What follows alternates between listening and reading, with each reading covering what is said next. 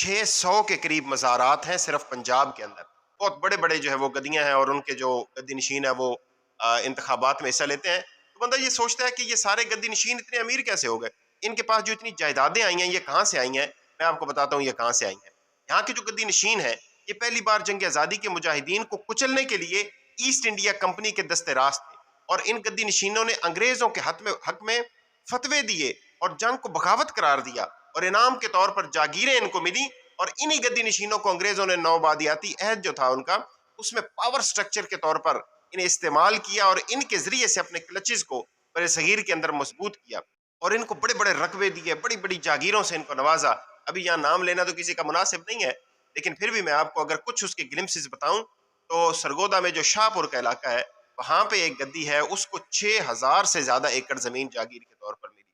اسی طرح اٹک میں ایک گدی ہے، وہاں پہ ان کو 25,000 سے زائد ایکڑ زمین ملی. جھنگ کا ایک بہت بڑا نام ہے سیاست کے اندر، ان کو 9000 ایکڑ سے زیادہ زمین جو ہے وہ انگریز نے دی. ملتان کا ایک بہت بڑا نام ہے، ان کو 11,000 ایکڑ سے زیادہ زمین دی. ملتانی کے ایک اور گدی ہے، ان کو 7,000 سے زیادہ ایکڑ زمین دی. اور ایک جلال پور میں ایک بہت بڑی گدی ہے، وہاں پہ بھی پیر صاحب ایک ہیں، تو ان کو 34,000 ایکڑ سے زیادہ جو ہے وہ زمین ان کو دی گئی. گیلانی ہے، ادھر ادھر آپ جس طرف دیکھیں گے آپ کو پتہ چلے گا کہ اور دی کیوں؟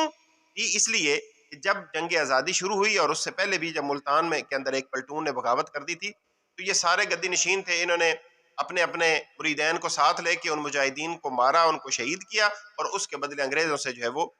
نگد پیسے بھی لیے، اور اپنی اس وفاداری کے صلے میں ان سے جاگیریں بھی وصول کی. اور ساتھ ساتھ انہوں نے ان کو مختلف عہدے دیے، کسی کو کسی نام سے، کسی کو سر کا خطاب دیا، کسی کو جناب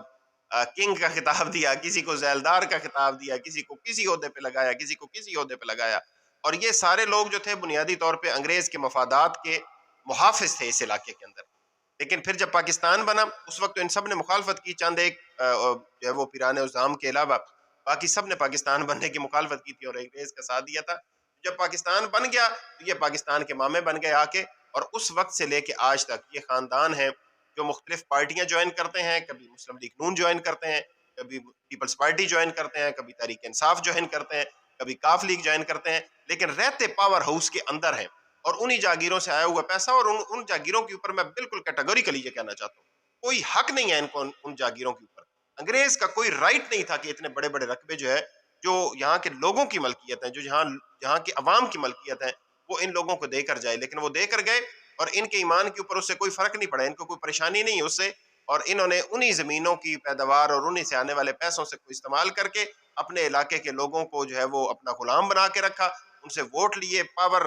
جو کوریڈورز ہیں ان کے اندر ہمیشہ اپنے آپ کو جو ہے وہ شامل رکھا، اور مجموعی طور پہ انہوں نے دین کی کوئی خدمت نہیں کی. علامہ اقبال کی ایک بڑی پیاری نظم ہے جو آپ نے سنی بھی ہوگی، جس کا پہلا شعر ہے یہ: اٹھو میری دنیا کے غریبوں کو جگا دو، کاخ عمر آ کے در و دیوار ہلا دو، گرماؤ غلاموں کو لہو سوز یقین سے، کنجشک فرومایا کو شاہین سے لڑا دو. اس کا ایک بڑا پیارا شعر ہے، آپ سنیے گا آپ کو سمجھ آ جائے گی کہ اس میں وہ کس کو مخاطب کر رہے ہیں. وہ کہتے ہیں کہ کیوں خالق و مخلوق میں حائل رہیں پردے، پیران کلیسا کو کلیسا سے اٹھا دو. تو یہ پیران کلیسا بنے ہوئے ہیں، اللہ اور بندے کے درمیان آ کر بیٹھے ہوئے ہیں، ان کے پاس کوئی رائٹ نہیں ہے. اور میں اس میں خصوصی طور پہ یہ کہنا چاہوں گا ان لوگوں سے کہ جو اللہ تعالیٰ سے ان کے ذریعے سے رابطہ کرنا چاہتے ہیں، میں آپ کو بتانا چاہتا ہوں کہ قرآن یہ کہتا ہے کہ اللہ تعالیٰ شاہراہ کے قریب ہے. آپ خود بھی بات کریں، آپ کو کسی واسطے کی ضرورت نہیں ہے اللہ تعالیٰ تک پہنچنے کے لیے. یہ لوگ اسلام اور پاکستان کے اگر وفادار ہوتے تو ان کی تاریخ میں غداری نہ لکھی ہوتی، ان کی تاریخ میں انگریزوں کی طرف سے دی ہوئی جاگیریں اور مرات نہ لکھی